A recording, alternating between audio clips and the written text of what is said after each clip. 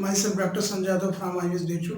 बच्चों, आज हमें टॉपिक कवर करना है हाइड्रेशन एनर्जी या सॉल्वेशन एनर्जी। हाइड्रेशन एनर्जी या सॉल्वेशन एनर्जी क्या होती है उसके बारे में इस लेक्चर में डिटेल में समझेंगे। इनकी एप्लीकेशंस क्या हैं और फैक्टर्स क्या हैं, किन किन फैक्टर्स पे डिपेंड करते हैं। तो हाइड्रेशन एनर्जी की अगर हम डेफिनेशन की बात करें तो डेफिनेशन कुछ इस तरीके से, और इसको एग्जांपल के थ्रू हम समझते हैं कि क्या हम कहना चाह रहा है। The amount of energy release. सबसे पहली बात तो कि एनर्जी रिलीज हो रही है तो एक ऐसा प्रोसेस है हाइड्रेशन एनर्जी या सॉल्वेशन एनर्जी, एक्सोथर्मिक प्रोसेस है। ऐसा प्रोसेस है एक्सोथर्मिक प्रोसेस है। एक्सोथर्मिक प्रोसेस में क्या होता है कि एनर्जी रिलीज होती है। तो amount of energy release when one mole of gases ion dissolve in excess of water. क्या होता है कि जब गैसेस आयन को, one mole of gases ions या आयन को वाटर में डिजॉल्व किया जाता है या वाटर के साथ इंटरेक्शन होता है, तो उसमें क्या होता है, उस दौरान क्या होता है, एनर्जी रिलीज होती है। उसी एनर्जी को हम क्या बोलते हैं, हाइड्रेशन एनर्जी और सॉल्वेशन एनर्जी कहते हैं। And interaction of the ions with water molecules is called as solvation या hydration, and release energy in this process called as hydration energy या सॉल्वेशन एनर्जी कहते हैं। जैसे कि अगर हम आयनिक कंपाउंड की बात करें तो आयनिक कंपाउंड को सबसे पहले उनको गैसेस कंस्टिट्यूएंट में हम क्या करते हैं, ब्रेक करते हैं। तो ब्रेकिंग जो सेपरेशन है इस तरीके का, उसको जो इसमें एनर्जी जो लगती है उसको हम लैटिस एंथैल्पी या एनर्जी के नाम से जानते हैं। ऐसा आप से प्रीवियस लेक्चर में बताया गया आपको। तो समझ लेते हैं, जैसे कोई आयनिक सॉलिड जैसे सोडियम क्लोराइड को जो क्या करते हैं, हम हीट देते हैं तो ये बना लेता है सोडियम। ये sodium ions gaseous sodium ions बनाता है और गैसियस क्लोराइड आयन बनाता है। ठीक है, तो ये क्या हुआ कि जब ये NaCl ब्रेक होता है, क्योंकि आयनिक सॉलिड कंपाउंड है तो इस तरीके से ब्रेक होगा, और इस दौरान जो एनर्जी लगती है या जो दी जाती है उसको हम क्या बोलते हैं, लैटिस एंथैल्पी एनर्जी। अब क्या होता है, इनका वाटर मॉलिक्यूल्स उनके साथ इन आयंस का इंटरेक्शन होता है। तो जब इंटरेक्शन होता है तो क्या होता है कि इनके ऊपर चार्ज है, प्लस और माइनस कैटायन एनायन है, तो वाटर क्या करेगा, मॉलिक्यूल उनको सराउंड करेगा। वाटर मॉलिक्यूल क्या करेंगे, इनको सराउंड करेंगे, और इसको जब सराउंड करते हैं तो सराउंड जब पूरा करते हैं, सराउंडिंग करते हैं, उसको बोलते हैं हाइड्रेशन बोलते हैं। इस प्रोसेस को क्या बोलते हैं, हाइड्रेट करना। ठीक है, और जिस आयन को क्या बोलेंगे, आफ्टर दैट हाइड्रेटेड आयन कहेंगे। और इस दौरान जो एनर्जी निकलती है उसको हाइड्रेशन एनर्जी या सॉल्वेशन एनर्जी कहते हैं। और जो गैसियस आयन है अब वो एक्वस में बदल चुके होंगे, तो अब बोलेंगे Na+ एक्वस आयन, और ये हो जाएगा एक्वस। ठीक है, तो इस समय जो ये एनर्जी पूरी लगी है वो हाइड्रेशन एनर्जी है। तो अगर हम इसकी बात करें, NaCl सॉलिड, और फाइनली किसमें गया है, एक्वस में, सोडियम आयन का एक्वस में बदलना और क्लोरीन आयन का एक्वस में बदलना। तो फाइनल यहाँ तक प्रोसेस में दो तरीके की एनर्जी लगी है, दो तरीके की एनर्जी जो है पॉइंट आउट होती है। पहली है लैटिस एंथैल्पी एनर्जी और हाइड्रेशन एनर्जी। हाइड्रेशन एनर्जी जैसा कि मैंने बताया है कि नेगेटिव है, तो पूरी जो इस रिएक्शन की जो टोटल रिएक्शंस पूरा एनर्जी होगी उसको हम इस तरीके से लिख सकते हैं, ΔH = लैटिस एनर्जी माइनस, क्योंकि ये किसमें होता है, एक्सोथर्मिक होता है। और आपको ये बताया गया है कि ये क्या, जो लैटिस एंथैल्पी होती है अगर उसको ब्रेक करना है तो ये किसमें होता है, एंडोथर्मिक होती है। तो ये हम लिख सकते हैं ΔE। इसमें क्या है, इस जो हाइड्रेशन एनर्जी ऑफ, अगर NaCl की बात करें, हाइड्रेशन एनर्जी ऑफ NaCl, तो उनमें दोनों की हाइड्रेशन एनर्जी इन्वॉल्व है। दोनों की हाइड्रेशन एनर्जी ऐड हुई है, किसकी, सोडियम आयन की और क्लोरीन आयन की। अब अगर केस ये हो गया फाइनल।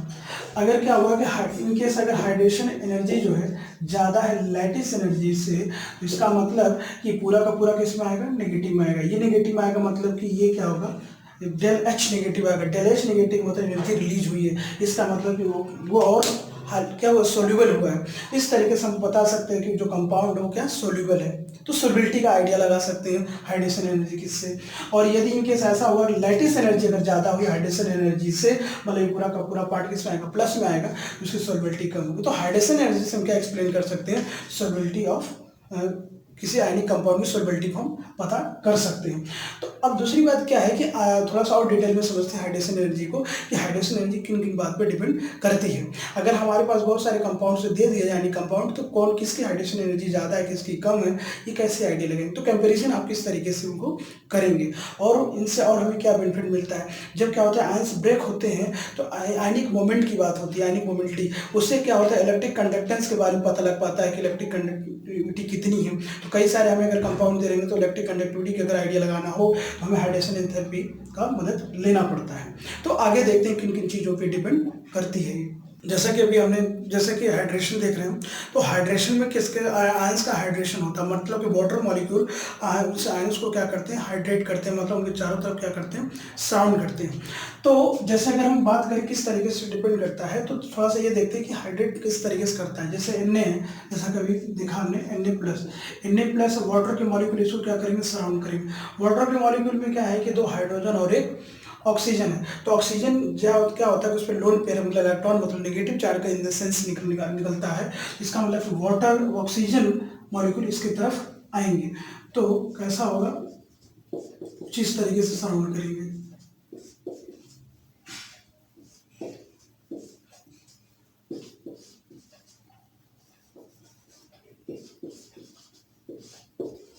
ठीक है,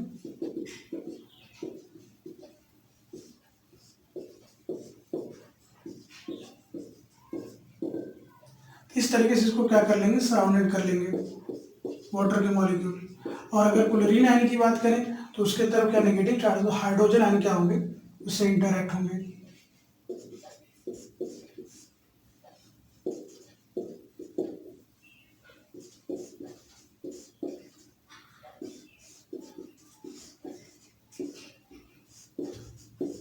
ठीक है, इस तरीके से क्या होंगे मॉलिक्यूल्स इंटरैक्ट, इस तरीके से वाटर मॉलिक्यूल क्या करेंगे, इस कैटायन और आयन को चारों तरफ से घेर लेंगे, सराउंड कर लेंगे। तो अब देखना ये है कि यहाँ पर क्या हो रहा है कि एक तरीके से अगर आप देखो तो वाटर मॉलिक्यूल का इन आयंस के साथ एक बॉन्ड फॉर्मेशन हो रहा है। एनर्जी रिलीज जो होती है वो क्यों होती है, तो यहाँ पर देखेंगे तो बॉन्ड फॉर्मेशन हो रहा है। ठीक है, तो जितना वाटर मॉलिक्यूल उसको सराउंड करेंगे, जितना ज़्यादा से ज़्यादा मतलब बॉन्ड फॉर्मेशन ज़्यादा होगा वाटर और इन आयंस के बीच में, और जितना ज़्यादा वाटर बॉन्ड फॉर्मेशन होगा एनर्जी उतनी ज़्यादा निकलेगी। मतलब डिपेंड ये हो रहा है कि जितना ज़्यादा हाइड्रेशन होगा, जितना नंबर ऑफ वाटर मॉलिक्यूल्स उनको सराउंड करेंगे, इसका ये मतलब हुआ उनकी 2 चीज़ें होंगी। जितना ज़्यादा वाटर मॉलिक्यूल ज़्यादा, अगर उनको जितना ज़्यादा सराउंड करेंगे तो हाइड्रेटेड आयन की जो साइज होगी बढ़ जाएगी, ये ज़्यादा होगी। अब हाइड्रेटेड साइज ज़्यादा होगी, हाइड्रेशन ज़्यादा होगा तो हाइड्रेशन एनर्जी भी क्या होगी, ज़्यादा होगी। इसका क्या क्या सेंस निकल रहा है कि साइज पर डिपेंड कर रहा है, साइज पर डिपेंड कर रहा है और चार्ज पर डिपेंड कर रहा है। तो मेनली हमें कह सकते हैं कि किस पर निर्भर करता है, किस पर डिपेंड करता है, चार्ज डेंसिटी पर। चार्ज डेंसिटी क्या होता है, charge upon radius, charge upon radius होता है। या हम इसको सिंपल से क्या बोल सकते हैं, साइज बोल सकते हैं। जो कि चार्ज जितना ज़्यादा होगा इन कैटायन या आयन इन आयंस पर, तो होगा क्या कि वाटर मॉलिक्यूल उतनी ही ज़्यादा अट्रैक्ट होगा। जितना ज़्यादा अट्रैक्ट होगा उतनी ही ज़्यादा उसको सराउंड करेंगे, जितनी ज़्यादा सराउंड करेंगी मतलब बॉन्ड फॉर्मेशन एक तरीके से जो पार्शियल जो बॉन्ड फॉर्मेशन है वो ज़्यादा होगा तो हाइड्रेशन एनर्जी ज़्यादा होगी। तो मतलब चार्ज ज़्यादा होने की वजह से अट्रैक्शन ज़्यादा होगा, अट्रैक्शन ज़्यादा होने की वजह से हाइड्रेशन ज़्यादा होगा, हाइड्रेशन एनर्जी ज़्यादा होगा तो एनर्जी ज़्यादा निकलेगी, मतलब हाइड्रेशन एनर्जी ज़्यादा होगी। साइज की बात करें, यदि साइज ज़्यादा होगी तो जो चार्ज हुए क्या होंगे, दूर दूर हो जाएंगे। जैसे मान लो कि एक ही है, ठीक है, और एक ही है, ठीक है, ये हो गया। तो अगर हम यहाँ बात करें जैसे साइज ज़्यादा होगा तो चार्ज क्या होगा, से क्या होगा, दूर दूर सेपरेटेड रहेंगे, दूर दूर क्या रहेंगे, फैले रहेंगे। तो उससे क्या होगा कि उनका जो नेट फोर्स है, जो नेट अट्रैक्शन है वो लगा नहीं पाएंगे वो। और अगर क्या हमें साइज ज़्यादा होगी तो चार्ज डेंसिटी ज़्यादा होगी, चार्ज डेंसिटी ज़्यादा होगी तो ज़्यादा क्या कर पाएंगे, वाटर मॉलिक्यूल को अट्रैक्ट कर पाएंगे। ठीक है, तो साइज की वजह से क्या होता है कि डिपेंड करता है। तो साइज जितनी ज़्यादा होगी क्या होगा, हाइड्रेशन इतना कम होगा, हाइड्रेशन जितना कम होगा क्योंकि अट्रैक्शन कम है, हाइड्रेशन कम होगा तो मतलब वाटर मॉलिक्यूल कम अट्रैक्ट हो रहे हैं, कम जुड़ रहे हैं, मतलब बॉन्ड फॉर्मेशन जो आयंस और वाटर के बीच में बना वाटर मॉलिक्यूल के बीच में वो कम होगा, मतलब कि हाइड्रेशन एनर्जी कम रिलीज होगी। समझ गया। तो इस तरीके से क्या होगा, तो चार्ज डेंसिटी एक तरीके से हम बोल सकते हैं कि हाइड्रेशन एनर्जी हाइड्रेशन ज़्यादा होने के लिए चार्ज ज़्यादा होना चाहिए। तो सबसे पहले क्या होगा, चार्ज जितना ज़्यादा हाइड्रेशन उतनी ज़्यादा होगी। दूसरी बात क्या होगा, साइज की अगर हम बात करें, साइज जितना कम होगा हाइड्रेशन एनर्जी उतनी ज़्यादा होगी। समझ गए, उतनी ज़्यादा होगी। तो ये चीज़ होगी हाइड्रेशन के बारे में। अब थोड़ा सा और इसके बारे में हम देखते हैं, हाइड्रेशन एनर्जी के बारे में। तो हाइड्रेशन एनर्जी के फैक्टर्स की अगर बात करें तो जैसा कि हम कह रहे हैं कि चार्ज डेंसिटी के बारे में, तो चार्ज ऑफ आयंस का इंपॉर्टेंट फैक्टर है, क्योंकि चार्ज ऑफ आयन जितना ज़्यादा होगा अट्रैक्शन विद वाटर मॉलिक्यूल ज़्यादा होगा, और जितना ज़्यादा अट्रैक्शन विद वाटर मॉलिक्यूल होगा हाइड्रेशन उतना ज़्यादा होगा, हाइड्रेशन जितना ज़्यादा होगा हाइड्रेशन एनर्जी उतनी ज़्यादा होगी। तो मतलब साइज चार्ज पे क्या है कि चार्ज पे ज़्यादा होने की वजह से हाइड्रेशन एनर्जी ज़्यादा होनी चाहिए या होती है। साइज ऑफ आयंस की बात करें, साइज जितना ज़्यादा होगा, साइज ज़्यादा होने की वजह से इंटरेक्शन ऑफ वाटर मॉलिक्यूल कम होगा तो क्या होगा, हाइड्रेशन कम होगा तो हाइड्रेशन एनर्जी कम होगी। डाइलेक्ट्रिक कांस्टेंट की बात करें, डाइलेक्ट्रिक कांस्टेंट की अगर हम बात करते हैं तो ये सबकी एक अलग कांस्टेंट की वैल्यू होती है। इसका क्या मतलब होता है, ये एक सॉल्वेंट की प्रॉपर्टी, डाइलेक्ट्रिक कांस्टेंट एक सॉल्वेंट की प्रॉपर्टी होती है, पोलर सॉल्वेंट या कोई भी सॉल्वेंट जिसमें हम उसको डिसॉल्व कर रहे हैं। तो होता क्या है कि जनरली पोलर सॉल्वेंट की अगर हम बात करें तो ये जो डाइलेक्ट्रिक कांस्टेंट, इसका मतलब क्या होता है, ये tendency to break the electrostatic bond या इंटरेक्शन बिटवीन कैटायन और एनायन, कैटायन और एनायन के बीच का जो interaction, attraction force, electrostatic force, उसको ब्रेक करने में काम करते हैं। मतलब जितना ज़्यादा ये होगा, जितना ज़्यादा इसकी वैल्यू होगी उतना क्या होगा, उतना ही ज़्यादा क्या होगा कि उनके बीच में जो अट्रैक्शन जो है कैटायन आयन के कम होगा, अट्रैक्शन होगा तो सेपरेट हो जाएंगे, तो सेपरेट होने की जो टेंडेंसी बढ़ जाएगी, बढ़ने की वजह से जल्दी से जल्दी फ्री हो जाएंगे, तो वाटर मॉलिक्यूल उनको क्या करेंगे, हाइड्रेट कर लेंगे, सराउंडेड कर लेंगे, और जितना सराउंड करेंगे हाइड्रेशन एनर्जी उतनी ज़्यादा होगी, सॉल्वेशन एनर्जी उतनी ज़्यादा होगी। मतलब इस तरीके से हम बोल सकते हैं सॉल्वेशन या hydration energy directly proportional to 1 - 1/r। ये जितना ज़्यादा होगा, ठीक है, या जितना ये वैल्यू पूरी उतनी कम होगी, जितनी पूरी ये वैल्यू कम होगी, 1 से कम चीज़ सब्ट्रैक्ट होगा, कम सब्ट्रैक्ट होगा पूरी वैल्यू ज़्यादा आएगी, मतलब हाइड्रेशन एनर्जी ज़्यादा आएगी। समझ गए, तो यार ज़्यादा तो हाइड्रेशन एनर्जी ज़्यादा, और हाइड्रेशन एनर्जी ज़्यादा तो सॉल्वेबिलिटी ऑफ आयनिक कंपाउंड भी क्या होगा, ज़्यादा होगा। ठीक है, आयनिक कंपाउंड भी ज़्यादा होगा। तो इस तरीके से आपको याद रखना है। ठीक है, चार्ज जितना ज़्यादा हाइड्रेशन एनर्जी उतनी ज़्यादा। ठीक है, साइज ऑफ आयंस जितना ज़्यादा कह सकते हो, हाइड्रेशन एनर्जी क्या हो जाएगी, उतनी कम होगी। ठीक है, डाइलेक्ट्रिक कांस्टेंट ऑफ सॉल्वेंट जितना ज़्यादा होगा हाइड्रेशन एनर्जी उतनी ज़्यादा होगी। ये फैक्टर्स है जिन पे क्या होता है, हाइड्रेशन एनर्जी डिपेंड करती है। अब इनकी एप्लीकेशंस पे जाते हैं कि क्या एप्लीकेशंस। ठीक है, एप्लीकेशंस के बारे में क्या बोलते हैं, कई बार क्या होता है आयंस हमें दिए रहते हैं, एक्वस में या गैसियस स्टेट में दिए रहते हैं, तो आयनिक साइज पूछता है, आयनिक रेडियस पूछता है, तो और उसके बाद क्या होता है हाइड्रेटेड साइज क्या होती है वो देखते हैं, आयनिक मोबिलिटी और इलेक्ट्रिक कंडक्टेंस, ये इनके क्या होते हैं एप्लीकेशंस। एंड और एक चीज़ जो सोलबिलिटी होती है वो भी इसी से देखते हैं। तो होता क्या है कि अगर हम बात करें size of hydrated ions, size of hydrated ion, hydrate हो चुका वाटर मॉलिक्यूल क्या हो सराउंड कर चुके हैं, तो हाइड्रेटेड साइज में क्या चीज़ आती है, वो आयंस आता है, gaseous ion plus number of water molecule, वो साइज में आ गए। तो क्या होता है साइज जितनी क्या होगा, चार्ज जितना ज़्यादा होगा हाइड्रेटेड साइज उतनी क्या होगी, ज़्यादा होगी। हाइड्रेटेड तो चार्ज ज़्यादा तो साइज ऑफ हाइड्रेटेड क्या हो जाएगा, ये चीज़ ज़्यादा हो जाएगी। ठीक है, और अगर क्या होगा कि अगर हम साइज की बात करें, साइज जितनी कम होगी या ऐसा हम कह सकते हैं साइज जितना कम होगा हाइड्रेटेड साइज उतना क्या होगा, ज़्यादा होगा। साइज कम होगी उससे क्या फर्क पड़ेगा, जैसे कि सिंपल सी बात है, हाइड्रेशन से मतलब है। साइज ऑफ हाइड्रेटेड आयंस का मतलब होता है कि नंबर ऑफ वाटर मॉलिक्यूल जितने ज़्यादा सराउंड करेंगे साइज ऑफ हाइड्रेटेड आयन उतनी ज़्यादा होगा, और जितना ज़्यादा होगा उसका ये मतलब यही क्या होगा, तो इसे हम क्या करेंगे, कंपेयर कर लेंगे। और आपको पता है हाइड्रेशन किस पे डिपेंड करता है, चार्ज और साइज पे। तो चार्ज जितना ज़्यादा हाइड्रेशन उतना ज़्यादा वाटर मॉलिक्यूल उसको क्या करेंगे, ज़्यादा से ज़्यादा कवर करेंगे, ज़्यादा से ज़्यादा कवर करेंगे, और ज़्यादा से ज़्यादा कवर करेंगे तो क्या हो जाएगा, साइज ऑफ हाइड्रेटेड आयन ज़्यादा हो जाएगा। जैसे अगर आपको समझना है कि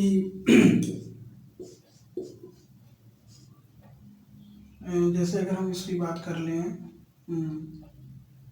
ठीक है, जैसे साइज की अगर एक तरीके से बात करें, चलिए साइज की अगर हम बात करें तो जैसे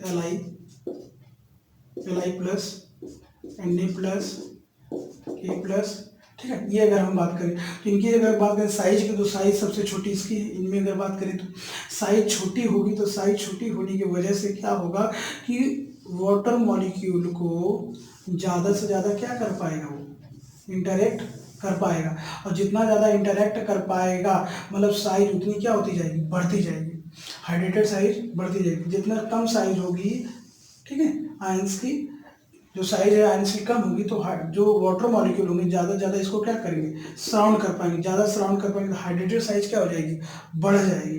तो अगर हम बात करें कि हाइड्रेटेड साइज की, तो सबसे ज़्यादा हाइड्रेटेड साइज किसकी होगी, इसमें क्या होता है कि Li ये हो गया, इसको वाटर मॉलिक्यूल क्या किया, सराउंड किया, फिर सराउंड किया, फिर सराउंड किया, फिर सराउंड किया। क्यों, क्योंकि इन पे क्या है, चार्ज डेंसिटी ज़्यादा हो जाएगी। चार्ज डेंसिटी जैसा मैं आपको बता रखा हूँ, चार्ज अपॉन रेडियस। तो इसकी रेडियस कम है तो इसका मतलब कि चार्ज डेंसिटी ज़्यादा अगर हो जाएगा तो वाटर के मॉलिक्यूल लेयर पे लेयर इसको सराउंड करते जाएंगे, और जिसकी साइज क्या होती जाएगी, बढ़ती जाएगी। तो मतलब कि साइज ऑफ हाइड्रेटेड आयन क्या हो जाएगा, बढ़ जाएगा। इसी तरीके से अगर हम इसकी बात करें तो इसकी चार्ज डेंसिटी इससे क्या है, चार्ज डेंसिटी की अगर हम बात करें तो चार्ज तो सेम है, ठीक है, लेकिन अगर रेडियस की बात, उसमें रेडियस एक फैक्टर है, तो रेडियस इसका क्या है, ज़्यादा, तो रेडियस ज़्यादा तो चार्ज डेंसिटी कम, किससे, लिथियम से, लिथियम आयन से कम हो जाएगी, तो इसका मतलब कि हाइड्रेशन इसका थोड़ा सा मतलब कम होगा, इसलिए लिथियम से कम होगा तो हाइड्रेट साइज की क्या होगी, कम होगी। तो मतलब टॉप टू बॉटम जाने पर अगर हम इसकी बात करें इनका, तो क्या होता है कि हाइड्रेट साइज ऑफ हाइड्रेशन कम हो जाता है, ठीक है। और क्यों, अगर कोई पूछे क्यों, तो आपको सिंपल सी बात बतानी है कि चार्ज डेंसिटी के फैक्टर पर चार्ज तो सेम है, लेकिन रेडियस बढ़ता है तो चार्ज डेंसिटी कम हो जाती है, अट्रैक्शन कम होगा ऑफ द वाटर मॉलिक्यूल, या वाटर मॉलिक्यूल के साथ अट्रैक्शन कम हो जाएगा, तो जिससे नंबर ऑफ वाटर मॉलिक्यूल जो सराउंड कर रहे हैं वो कम होगा, मतलब हाइड्रेशन एनर्जी कम होगी, और साइज तो आप बता ही पाओगे क्योंकि कम जोड़ेंगे तो साइज ऑफ हाइड्रेशन है वो भी कम होगा, ठीक है। तो ये हम बात कर रहे हैं इसके बारे में। अब देखिए दूसरी बात, आयनिक मोबिलिटी की अगर हम बात करें, ये हो गया ये। अब आयनिक मोबिलिटी की अगर हम बात करें,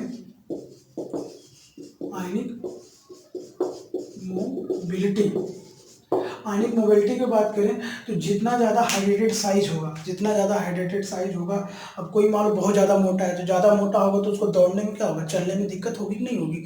तो हाइड्रेटेड साइज का होगा, वाटर मॉलिक्यूल उसको क्या होगा, बहुत ज़्यादा कम है, तो जिससे क्या होगा, रिस्ट्रिक्शन ज़्यादा होगा, ठीक है, रिस्ट्रिक्शन ऑफर ज़्यादा हो जाएगा, उससे ऑफर होने की वजह से मोबिलिटी क्या हो जाएगी, कम हो जाएगी। मोबिलिटी कम हो जाए तो आयनिक मोबिलिटी क्या हो जाएगी, कम हो जाएगी। तो उस केस में अगर हम बात करें आयनिक मोबिलिटी की, तो सबसे ज़्यादा किसकी हो जाएगी, नीचे जाने, टॉप टू बॉटम आने पर, नीचे जाने पर उनकी आयनिक मोबिलिटी बढ़ती है। तो ये किस पे डिपेंड करेगा, आयनिक मोबिलिटी एक तरीके से हम हाइड्रेटेड साइज की इन्वर्सली प्रोपोर्शनल कह सकते हैं। अब आयनिक मोबिलिटी की अगर हम जहाँ तक बात करें तो दूसरी एक और चीज़ बात आती है जो पूछी जाती है हमसे, वो है क्या, वो है इलेक्ट्रिक कंडक्टर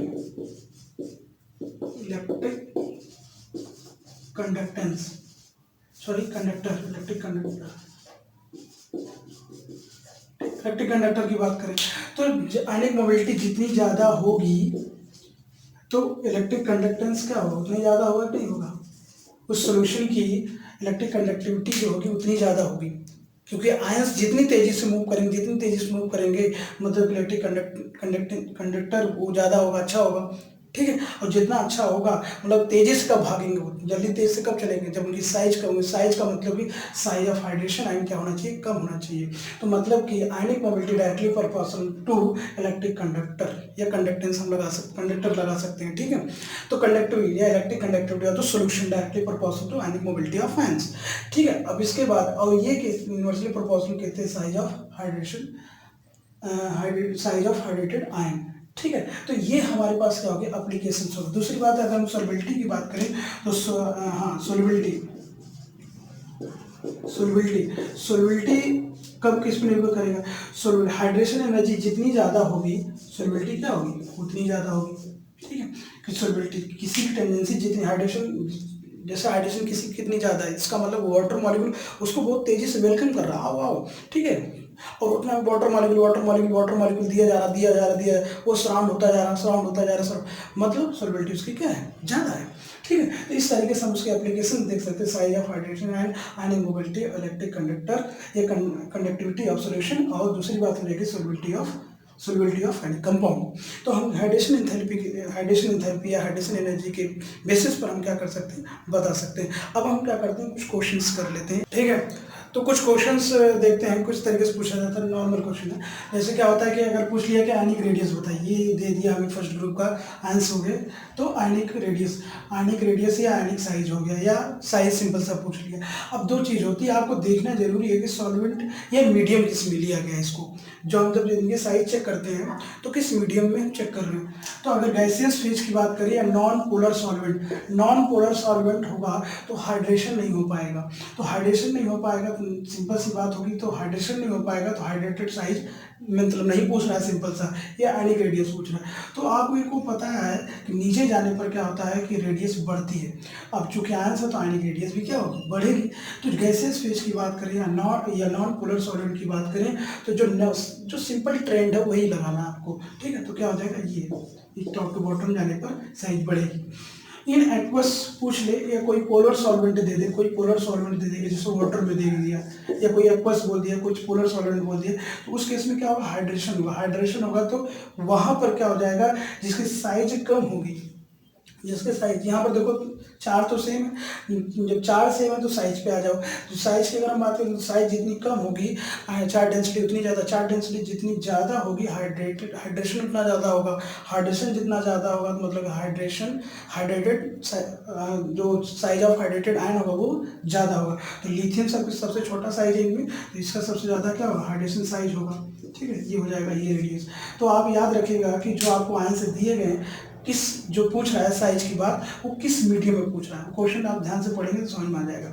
एक चीज़ जैसे अगर हम बात करें, जैसे ये एक और एग्जांपल देख लीजिए, जैसे O-2 F-1, ठीक है। तो अगर इसकी बात करें, इसमें भी 10 इलेक्ट्रॉन, इसमें भी 10 इलेक्ट्रॉन है, ठीक है। तो साइज अगर बात करें तो साइज किसकी ज़्यादा होगी, इसकी ज़्यादा होगी। अगर गैसियस फेज में बात करें तो किसकी साइज ज़्यादा हो जाएगी, इसकी ज़्यादा होगी, O-2 की। लेकिन अगर ये एक्वस भी बोल देता, एक्वस या पोलर सॉल्वेंट भी बोल देता, तो पोलर अगर सॉल्वेंट बोल देता तो भी ऑर्डर क्या जाएगा, यही जाएगा। कहोगे क्यों, क्योंकि यहाँ पर देखें तो ऑक्सीजन के पे चार्ज क्या है, ज़्यादा है, ऑक्सीजन पे चार्ज ज़्यादा है, तो चार्ज ज़्यादा है, तो चार्ज ज़्यादा होगा तो इलेक्ट्रॉन डेंसिटी क्या होगी, ज़्यादा होगी। इलेक्ट्रॉन डेंसिटी ज़्यादा होगी तो उससे क्या होगा, इलेक्ट्रॉन डेंसिटी अगर ज़्यादा होगी तो उससे क्या होगा, इलेक्ट्रॉन डेंसिटी ज़्यादा होने से क्या होगा, हाइड्रेशन ज़्यादा हो जाएगा। इस तरीके से इन केस में क्या हो जाएगा, ये हो जाएगा, ठीक है। ये हो गया इसके बारे में, ठीक है।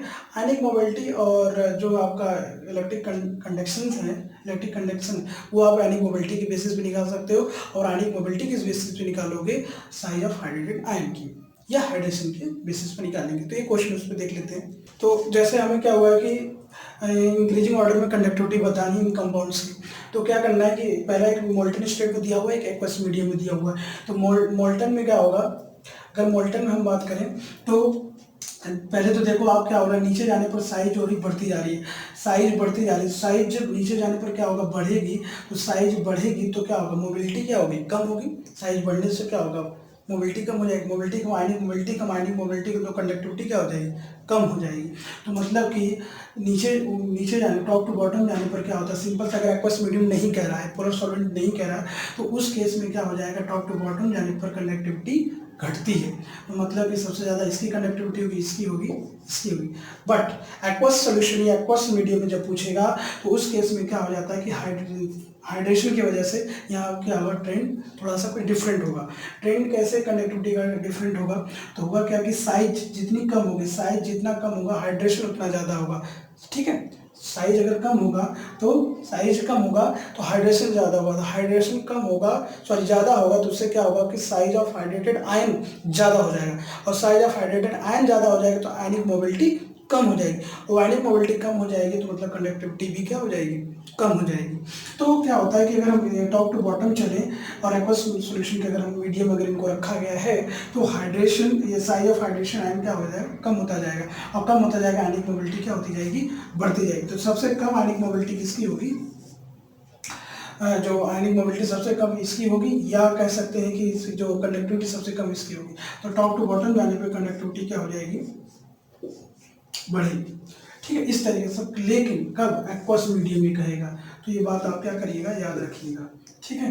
तो जब भी इस तरीके से कंडक्टिविटी पूछे या आयनिक मोबिलिटी पूछे या आयनिक साइज पूछे, तो सबसे पहले आप तो यही देख लिया करो कि जो जिस सॉल्वेंट इनको पूछा जा रहा है या जिन मीडियम पूछा जा रहा है वो क्या दिए हुए हैं, उस तरीके से फिर आप उनके बेसिस पर आप क्या करें, आंसर दें। Thank you.